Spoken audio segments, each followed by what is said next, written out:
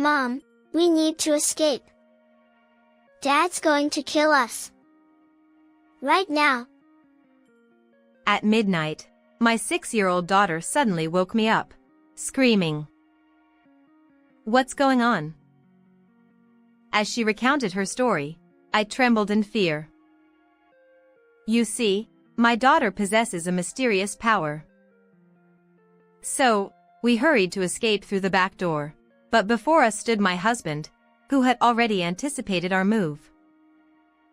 And then we were subdued and forced into the car. It's over now. I squeezed my daughter's hand tightly, bracing for the worst. I'm Nancy, 34 years old. I got married when I was 26, 8 years ago. My partner was Jason, 6 years older than me, a senior colleague at the same company who was assigned as my mentor when I joined the accounting department. Nancy, you're so lucky to have snagged someone as wonderful as Jason. Capable at work and with a pleasant demeanor, he was relied upon by everyone at the company. I resigned from my job when we got married and started looking for part-time work near our home. Since you're just doing part-time work, I expect you to take care of the household properly. Being busy is just an excuse. After living together, I realized there was a stark difference between the husband at work and the one at home. The sociable and kind Jason seemed to have no regard for me at home, showing neither kindness nor consideration, as if he didn't care about the fish he'd caught. It was during one of those times when I suddenly fell ill and had a fever. Feeling too weak to move, I couldn't bring myself to tell my husband about my condition. Hey, why haven't you prepared dinner? As soon as Jason came home, he shouted at me lying on the living room couch. I'm sorry. I have a fever. I went to the hospital, but it hasn't gone down yet. I hate to ask, but could you please get something simple for me? Handling household chores is your job, Nancy. It's ridiculous to ask me for things when I come home from work. Even in such moments, he didn't show any concern for me and instead forcibly woke me up. Come on, hurry up. Okay.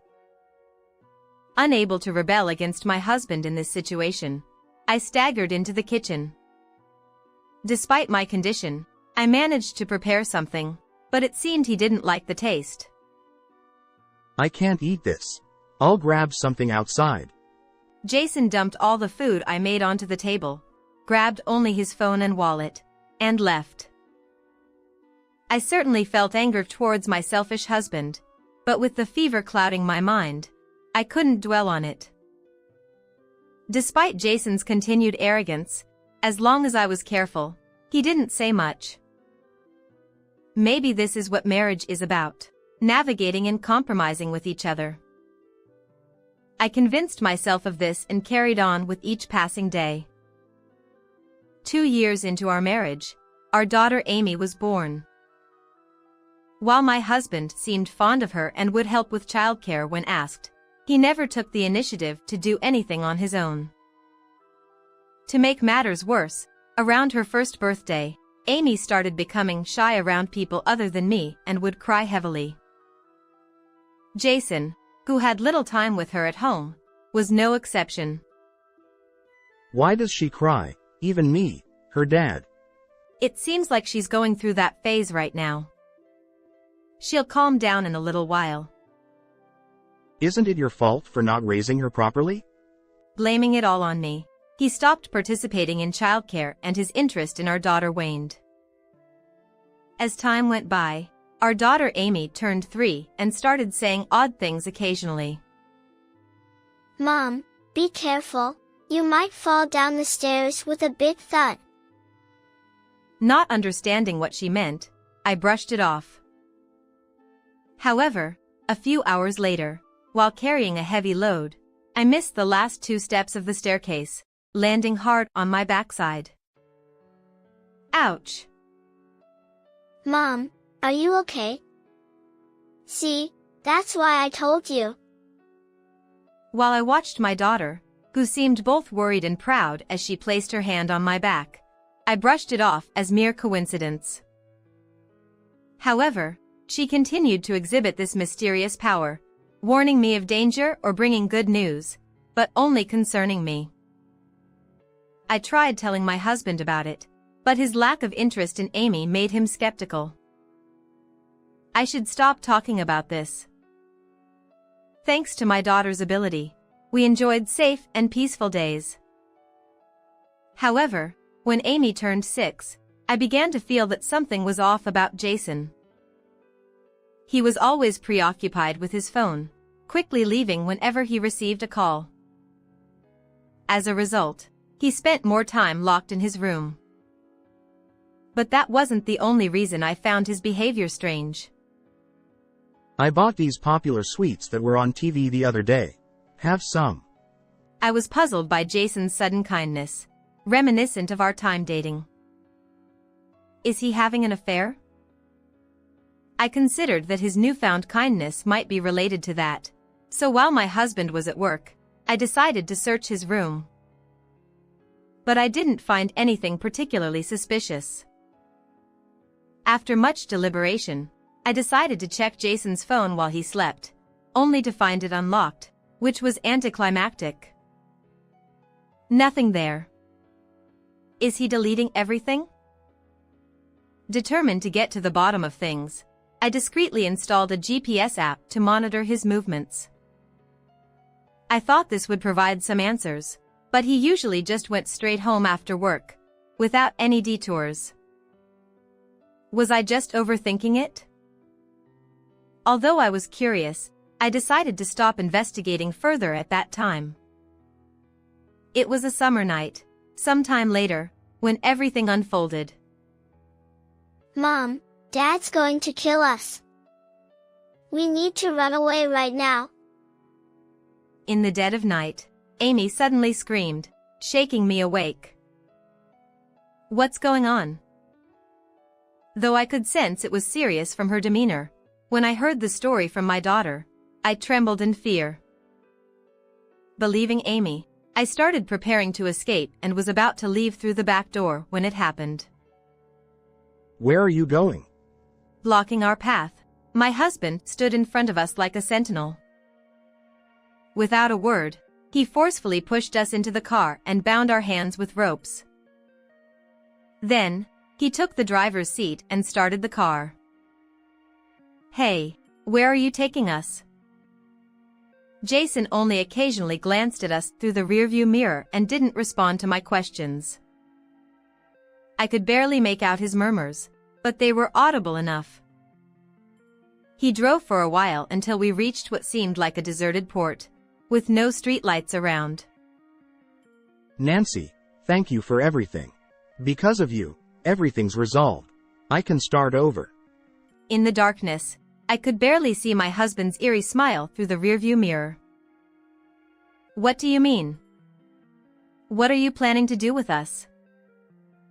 But Jason ignored my questions, got out of the car, and disappeared into the darkness. I wanted to get out of the car, but with my hands bound, I couldn't move. As I struggled, the car began to move slowly and eventually plunged into the sea. Panic-stricken, I desperately wriggled until, by luck, I managed to loosen the ropes around my wrists and, along with my daughter, escape from the car. We climbed out of the sea, making sure not to be seen by my husband, and found shelter in a nearby hut. Amy was trembling with fear, but I comforted her, relieved that we were safe. I'm so glad we're okay. Taking a moment to breathe and collect myself, tears welled up in my eyes from the overwhelming fear. How did this suddenly happen? Though I knew we should go to the police, something about Jason's muttered words lingered in my mind. Since my phone was still working, I decided to call my parents. Nancy? Just got a call from Jason saying you and Amy are missing. That's a lie. He tried to kill us. What? But Jason. I didn't know how my husband had explained the situation, but my parents didn't seem to fully believe me. What should I do? Feeling despair, I couldn't give up here. Anyway, I'm coming over there right now. Don't tell Jason about my call. Oh, okay. I'll come to get you. Just wait. Feeling the urgency in my voice, my father agreed. After hanging up, as I let out a deep sigh, my daughter squeezed my hand tightly. Mom, you'll be okay now. There will be lots of happy things ahead. We'll be happy. Thank you, Amy. My daughter's words gave me courage and I rallied myself. About an hour later, my parents arrived to pick us up. You're soaking wet. Hurry. Get in the car. Seeing us drenched, my mother embraced us, seeming to believe what we had told her over the phone. Let's go to the police. This is a serious matter.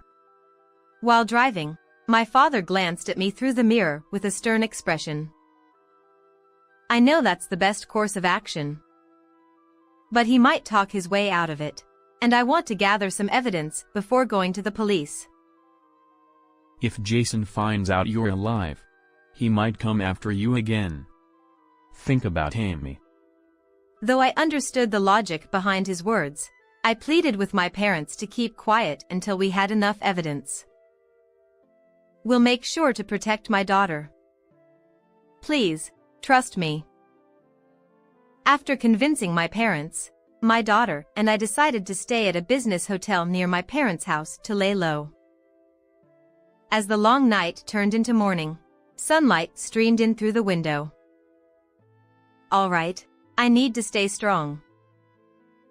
I decided to leave my daughter with my mother at the hotel and, after confirming that my husband had gone to work using the GPS app, I returned home. It was to search through his room again, to find more clues. I also made a call to someone else to investigate Jason further. As one shocking fact after another emerged, I couldn't hide my surprise, but at the same time, an indescribable anger surged within me, and I resolved to seek revenge on my husband. 3 days later, I left my daughter with my mother and waited outside Jason's workplace, timing it with his departure. Nancy? What are you doing here? As my husband came out of the office, he seemed quite surprised to see me, rubbing his eyes repeatedly as he looked at me. Is he thinking I'm a ghost or something? Gradually, Jason approached me. Hey, Nancy? At that moment, Emma, my closest colleague when I worked at this company, approached from behind my husband. She still worked in the same accounting department as him. Where have you been? Jason told us you disappeared with your child, and we were worried about you. Emma hugged me tightly and whispered. I'm so glad. And said, Jason, you must feel relieved now. You've been so anxious. Yeah, that's right.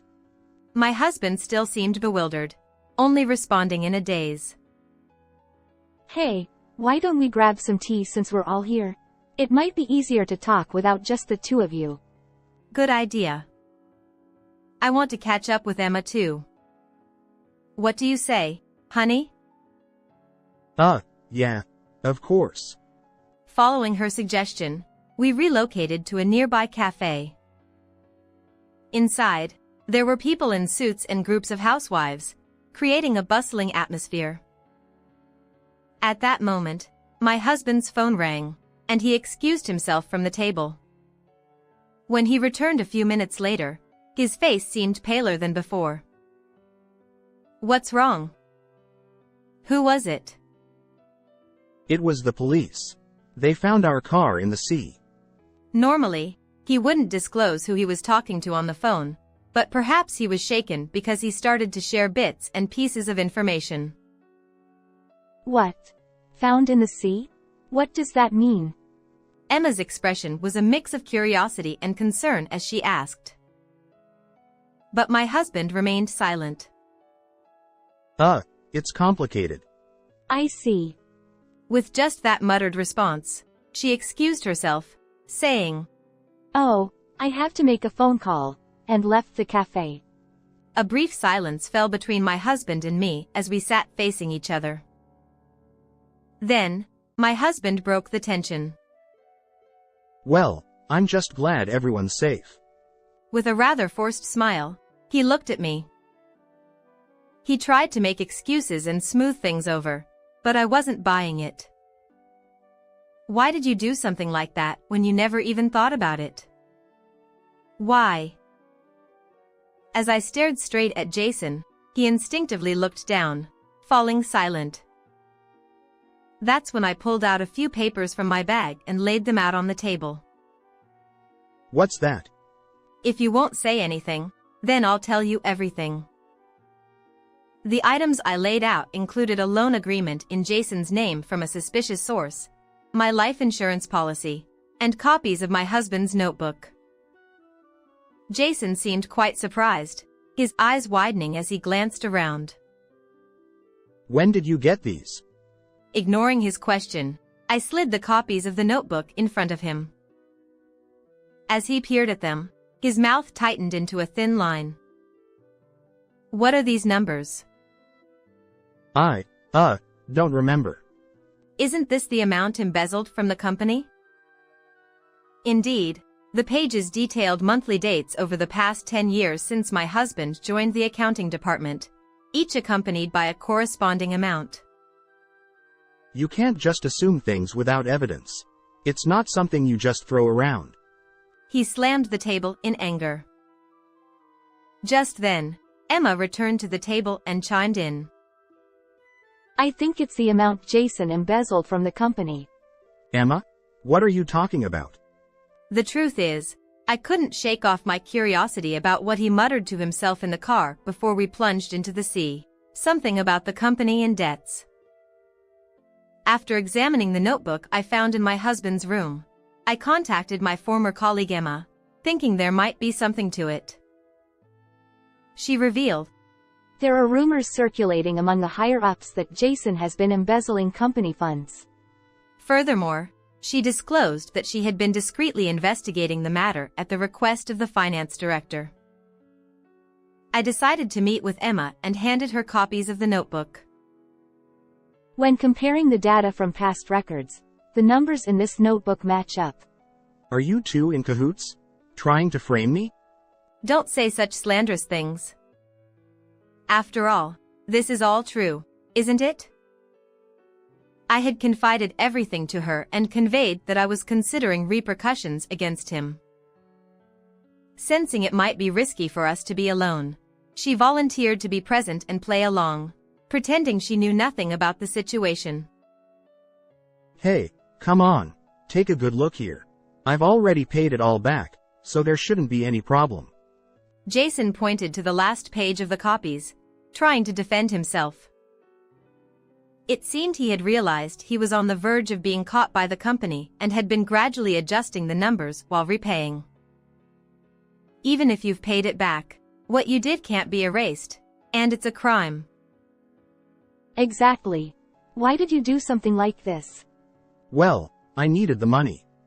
As he began to explain his reasons, both Emma and I couldn't help but exchange incredulous looks and sigh simultaneously. It turned out he had squandered the company's money on Hooters, buying luxury items for the girls who worked there. I think this matter has already been reported to the higher-ups by the department head. Emma, after all I've done for you as a senior, you're betraying me like this? Aren't you grateful for anything? This time, he suddenly began to get angry, directing his anger towards Emma. The other customers and employees in the store seemed to be interested in our conversation, as the lively atmosphere from when we entered had disappeared, and they were now listening intently. Enough already. It's not all your fault. What did you say? After paying the bills, I barely have any money left for myself. Just because of that, it doesn't justify dipping into the company's funds.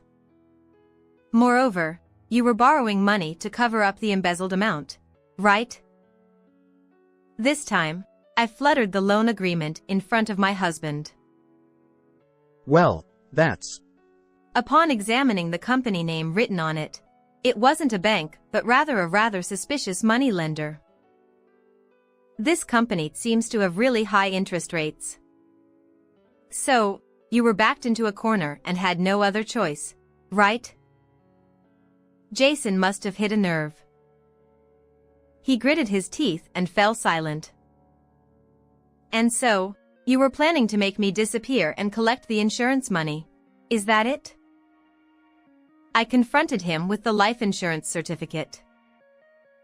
He seemed to be sweating profusely, perhaps feeling the pressure. No, that wasn't my intention. Please believe me. Both Amy and I were almost killed by you. What am I supposed to believe?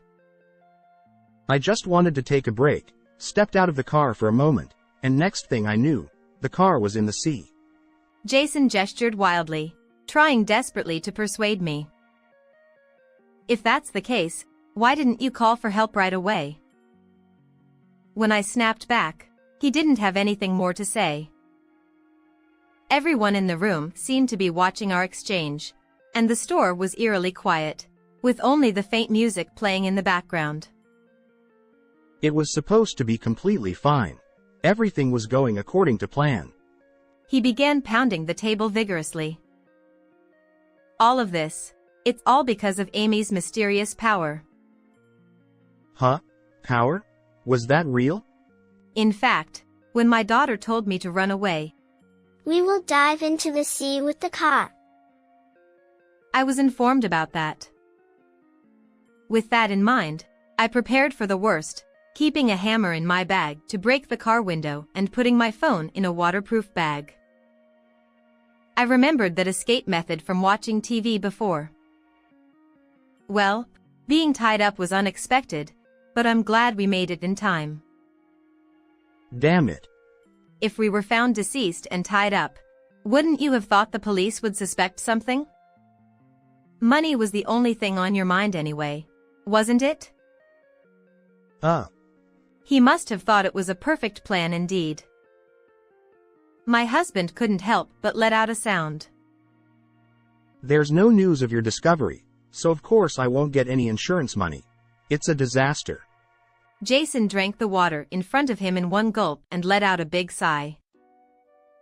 We're going to the police together. Please don't do that.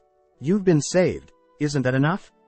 He deflected, stood up from his chair, and tried to leave. I can't forgive you for putting Amy in danger. Oh, before you go to the police, sign this, I said, thrusting the completed divorce papers toward my husband, who looked as if he'd been hit by a ton of bricks. Did he still think we could live as a family in this situation? We're not getting divorced. Just help me repay the money I borrowed from the loan shark. And, Nancy, take out a loan in your name for me. Jason pleaded while saying something outrageous. That's impossible. Don't push your luck. A wife who doesn't help her husband when he's in trouble is unthinkable. Then, he got angry and tried to raise his hand at me. However, a businessman-looking customer sitting behind Jason instinctively grabbed his hand, preventing him from doing so. Cut it out. And who are you anyway? Outsiders should mind their own business. Jason resisted, but with some employees and other customers joining in, he was immobilized. At that moment, the distant wail of a police siren came to a stop in front of the store. It turned out that when my former colleague Emma left her seat, she had reported it to the police. Why the police? Nancy, please, help me. This time, he shed genuine tears and literally begged. Reflect deeply from the bottom of your heart, and atone for your sins. As I pushed him away, he broke down in tears right there, whimpering loudly. Later, my husband was escorted by the police who arrived at the store, and after being questioned, he was arrested. He received a prison sentence for this incident and will be living behind bars for the foreseeable future. Of course, we divorced, and we decided to claim compensation for the mental anguish my daughter and I suffered. While the exact amount is still being discussed with our lawyer, considering the danger we faced, it's likely to be substantial. The debt my husband borrowed from shady sources was apparently repaid by my parents-in-law. They promised to recover the advance money, so even if he comes out of prison, he faces a long and arduous road ahead, filled with thorns. After that, my daughter's mysterious power vanished without a trace. Perhaps it had served its purpose in protecting me. I moved with Amy near my parents' house and started working as a full-time employee. I hold on to the words my daughter told me back then. From now on, you'll have lots of fun and be happy. With those words as my guiding light, I walk forward with optimism. How long do you plan on staying at your parents' house? Enough. My husband barged into my parents' house, yelling and shouting. Enough? That's my line. You're the one who's been ignoring me all this time. I don't have any affection left for my husband. Why are you telling me now? You've been ignoring me all along. In the next moment, my husband turned red-faced and said, You've gotten quite cheeky all of a sudden, haven't you? Don't get cocky just because you're at your parents' house. Was my husband always this rough in his speech? I found myself silenced by the forcefulness of his words. You're really a foolish woman. Well, I'll forgive you this time, so hurry up and go home. Despite his exasperated tone, I had no intention of going back. Are you misunderstanding something? Our married life is over. Ha! What do you mean by that? Haven't you heard anything from your mother? Well, let me tell you. I wonder how long he can keep up this tough attitude. I told the truth to my husband with a defiant smile. My husband Jake and I got married 2 years ago. We both work in sales at an electronics parts manufacturer and, being colleagues, we often went out for drinks after work. Being with you always makes me feel calm. My husband used to say things like that before we started dating, and I felt the same way. That's probably why we naturally became drawn to each other and started dating. We didn't interfere with each other much, and we weren't overly clingy, but he was someone I felt I could spend the rest of my life with. After dating for about a year, he proposed to me. Of course, my answer was yes. 3 months after accepting his proposal, we had our wedding ceremony, rented an apartment close to our workplace, and started our newlywed life. Although we were married, we didn't feel ready to have children yet, so I didn't quit my job. I'm going out for a bit. Again? Can't you help with the cleaning sometimes? I'm busy with work and feeling stressed. I'll do it next time. Alright, I'm off. Since we got married, my husband has always been out somewhere on his days off, almost without fail, from early in the morning. There have been only a few times he's actually stayed home on a day off. I understand he's tired from work, but so am I. I'm not asking him to do things during the week, but we're married, so it would be nice if he could help out occasionally. However, my mother was in the same position in her marriage, and I've come to accept that this is just how things are as a wife. I tried not to dwell on it too much. It's a bit sad that my husband doesn't help out, but I don't have any particular hobbies, and I'm not fond of going out either. Maybe because of my personality, I don't mind doing household chores. However, occasionally, I wished he would just say, "Can I help?" Originally, One big reason we got married was because we didn't interfere with each other. So, I never felt the need to strongly ask my husband for help, believing that someday he would offer to help on his own. 1 month passed, and one night, my husband simply said he was going out for a drink and returned home very late. "Who were you drinking with? You were out quite late," I asked when he was taking off his jacket. But my husband just turned to me in silence and walked into the living room, ignoring me. Here we go again. I wonder if something unpleasant happened at the gathering? My husband has always been unusually quiet when he's in a bad mood. In such a case, it's best to just leave him alone. I left my husband in the living room and decided to go to bed that night.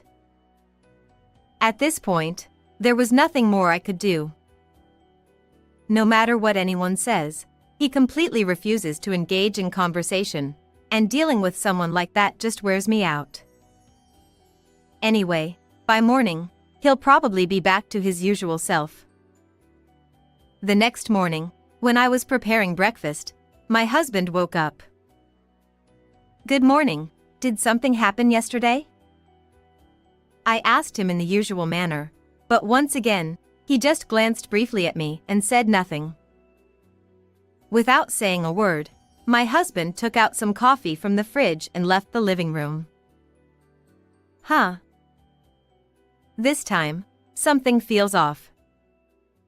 Usually, he's back to normal after a night, but this kind of pattern has never happened before, and I was really confused. Not talking to me for 2 days straight. He must be really upset about something. I didn't want to pry into what was bothering him, so I didn't try to start a conversation. I decided to observe the situation for a while. That's all I thought about it. However, his demeanor remained unchanged that night and the following day. I began to feel that just waiting and watching wasn't enough. I had never experienced being ignored by my husband for several days, and I started to worry that our relationship might not recover from this. Desperate to establish some form of communication, I attempted to create opportunities for discussion with my husband. Yet, he continued to ignore all attempts, whether through WhatsApp messages or written notes. I couldn't understand what was bothering him so much. If I were the cause, I wished he would just tell me. If my husband didn't want to talk, I decided to slip a letter into the lunch bag I packed for him. At home, he always finished his meals, and his lunchbox was left empty in the sink. I thought if he found a letter from me when he opened his lunch at work, he would surely react. But even this strategy proved futile. Feeling completely at a loss, I decided to take more drastic measures. I decided not to prepare dinner. When my husband, unaware of anything, returned home, there was no dinner tonight, unlike usual. Surely, he would say something in this situation, right? My husband looked around the table and then stared at me. Had he finally decided to say something? I held my breath, waiting for him to speak. However, to my disappointment, my husband just left the house without saying a word. I was truly shocked by this behavior. Why did he leave without saying anything? Is this what marriage is supposed to be like? So empty? Being completely ignored by my husband, I could only sit on the couch in the living room feeling bewildered. In the end, my husband didn't come home that day, and I spent the evening alone. The next morning, my husband was still nowhere to be seen. Did he just go to work like that? As I was thinking that, I found a note on the table. It said, "You're a wife, so don't slack off on your duties." It was written in messy handwriting. How can someone who doesn't even engage in proper conversation act so self-righteous? If he wants to maintain our marriage, then why is he ignoring me to this extent? We haven't had a proper conversation in the past month.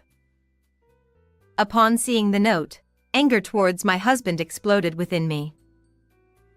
I can't take this anymore. I can't bear it anymore. I'm going back to my parents' house. Being with someone who doesn't even want to have conversations feels suffocating, and if that's the case, I'd rather leave. Alongside my husband's hastily written note, I left behind those words and decided to return to my parents' house. I traveled an hour from the apartment where we lived, and finally arrived at my parents' house. Julia? What's going on? My parents, who welcomed me, were surprised by my sudden return. It's understandable. Their daughter came back out of the blue. When I explained to them about being continuously ignored by my husband, they welcomed me without saying anything. Julia, you must have been through a lot. You can stay here until you feel better. Their warm words meant everything to me. Moreover, I felt truly relieved to have an environment where I could talk like this. Thank you. I'll stay here for a while and observe my husband's behavior. Expressing my gratitude to my parents, I decided to keep an eye on my husband's reaction. The day I returned to my parents' house, there was no contact from my husband, as expected. Normally, when a wife goes back to her parents' house, the husband would at least make a phone call, right? Well, whatever. Until he says something first, I won't go back and I won't contact him either. I was determined, but even after several days passed, there was no contact from him. No phone calls, no WhatsApp messages. And of course, he didn't come to my parents' house either. If he's going to be that thorough about it, then I'll play along. That was my initial stance, but as days went by without any contact from him, I found myself caring less and less about him. And before I knew it, 6 months had passed since I returned to my parents' house. One day, as I opened the front door to go shopping, I found my husband standing there with a fierce expression. Huh? What are you doing here? Having completely forgotten about him, I couldn't help but blurt out. Surely, he must have something to say to me. What is he going to say? As I watched him standing there sternly, I instinctively braced myself, but he continued to glare at me in silence. So, it seems he is still playing this ridiculous game after all this time. If that's the case, there's nothing to talk about, so why doesn't he just leave? Thinking this, I tried to ignore him and go shopping, but he suddenly tried to enter the house in silence. Huh? Wait, what are you doing? Stop it. I hurriedly stopped him, but he looked puzzled, as if he didn't understand why he was being stopped. Don't just barge into someone's house. I'll call the police, you know? I blurted out at my husband. Seeing me like this, my husband smirked. You've become quite cheeky for a wife. His voice, which I heard for the first time in a while, was low and cold. What's the matter? You're the one who's been ignoring me all this time. It's annoying to show up suddenly like this. Ha! When did you become so high and mighty? Just because you're at your parents' house, don't get cocky with me. Wait. Did he always talk like this? Cocky? Me? I never thought he'd say something like that. Despite being silenced by my husband's pressure, he continued to lash out at me. Don't screw around. You've been away from home for half a year, doing nothing and lazing around at your parents' place. Damn it. No, wait. Why do I have to be told all that? After all, you're the one who started ignoring me. I've been the one receiving accusations all this time, but gradually, anger towards him started to overflow within me. If it's come to this, then I'll speak my mind too. Originally, it's your fault for starting to ignore me. So why do I have to hear all this from you? Ugh, why are you so angry? Calm down. Listen, if you come back now, I'll forgive you. He said it to me with a look of disbelief, but why can he speak in such a condescending tone? Upon hearing his words, I responded to him like this. I'll forgive you?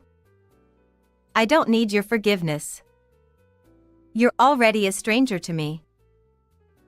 Upon hearing that, my husband looked puzzled. Ha! A stranger? What are you talking about? Exactly what I said. Don't make me repeat it.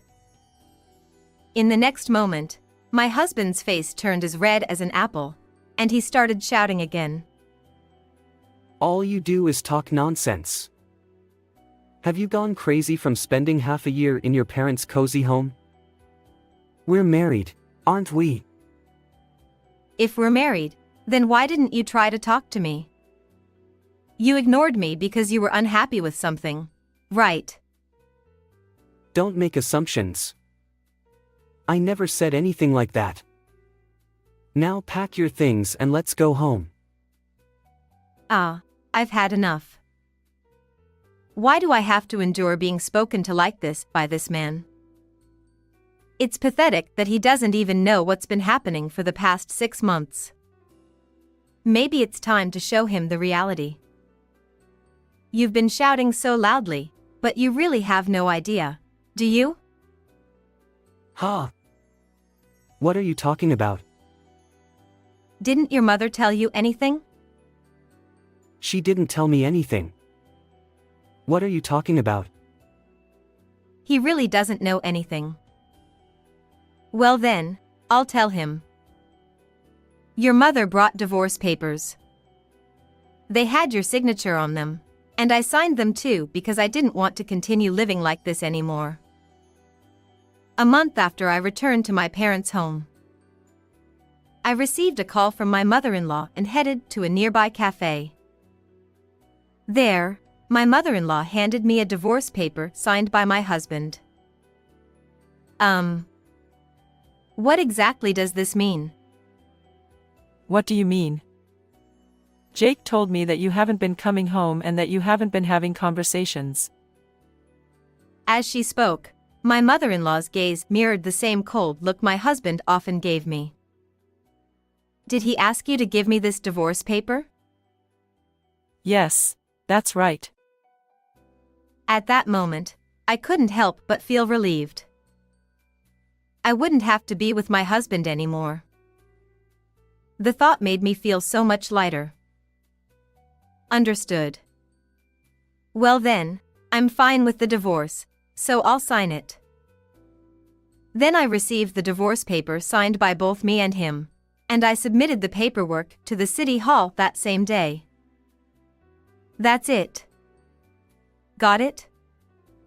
So, we're not married anymore.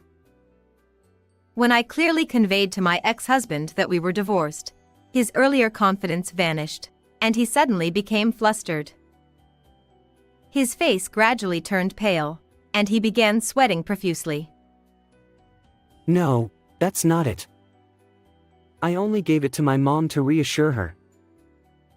Where could you find such a mother who feels reassurance in receiving divorce papers? I was utterly dumbfounded by his response. And? That's why. I never intended to submit those divorce papers anywhere. They're invalid. If you didn't intend to submit them anywhere, why did you even sign them? Besides, they've already been submitted to the city hall, so there's no way they can just be invalidated just like that. I'm telling you, I've already submitted it and it can't be invalidated so easily. You can just retract them by apologizing to the city hall, right? I'll even apologize to them with you. It'll be tough for you if it's really finalized, won't it? How much further does he think he can mock me? Being divorced would be tough for me? Give me a break. It won't be tough at all. Yes, it will. We're not young anymore, you know. Who would want to marry a divorced person at our age? So, I'm telling you it's better to cancel the divorce. You should be happy, right? Even at this point, he still says such things. Can this man do anything besides acting all high and mighty? Why did I even marry someone like him? That's what I thought, feeling incredulous at his words. Hey, you know, everything you've been saying is all about yourself, right? Divorce isn't going to magically disappear, and I'll be just fine without you. Besides, I already have someone else.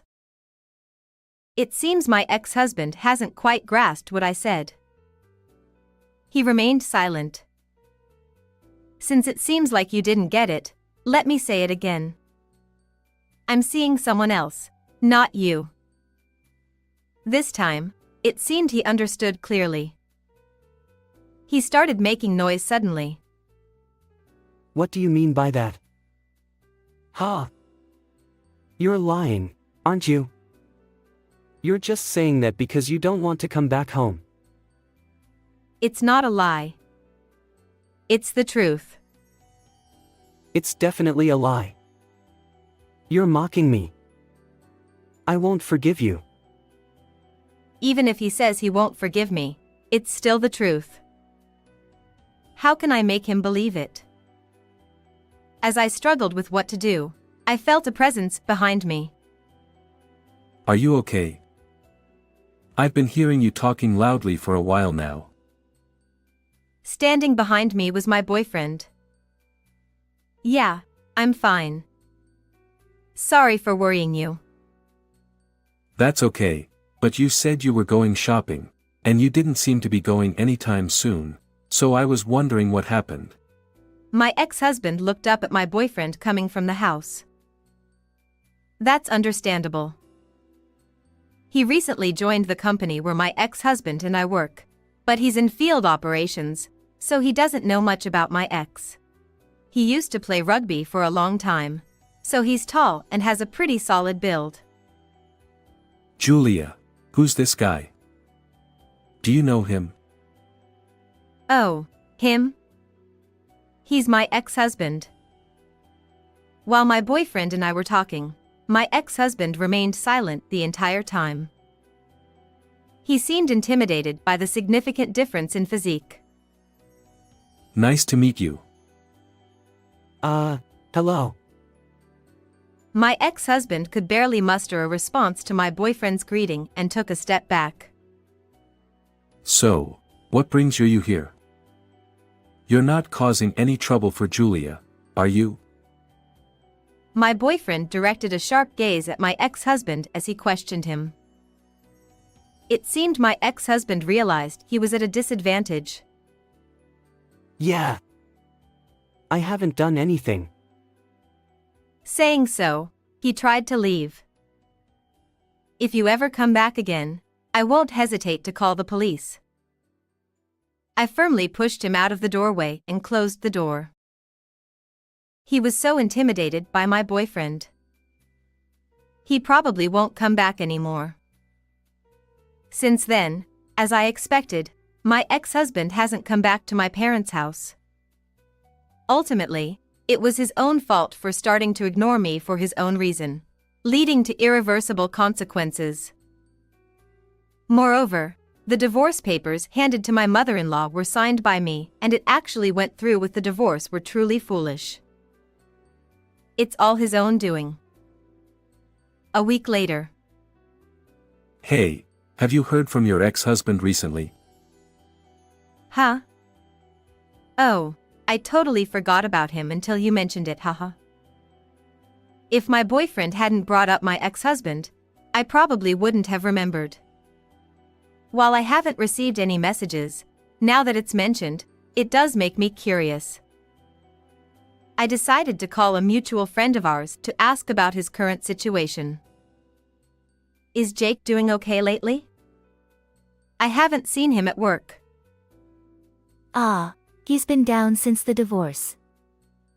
Seems like he's not doing well. Really? I assumed he'd be fine, considering who he is. Well, actually, he quit his job 3 days ago. I was taken aback by what my friend told me. 3 days ago? That's right after he showed up at my parents' place. And nobody mentioned anything about him quitting his job. Wait, why so suddenly? I don't know if it's because of the divorce or what, but he suddenly lost all motivation and just couldn't stand anything anymore. He told the company he was leaving to take care of his mother, but he asked not to spread it around too much because he didn't want to worry anyone. Truth is, the caregiving thing was a lie. Apparently, he's just been drinking and lazing around every day. I see. Well, thanks for letting me know about all this. Then I hung up the phone. I didn't realize that my ex-husband was so shocked. Well, it's his fault anyway, so I don't really care. Since I've just divorced, I can't marry my current boyfriend right away. But if things continue smoothly, we plan to register our marriage next year. I want to communicate better this time and build a happy home together.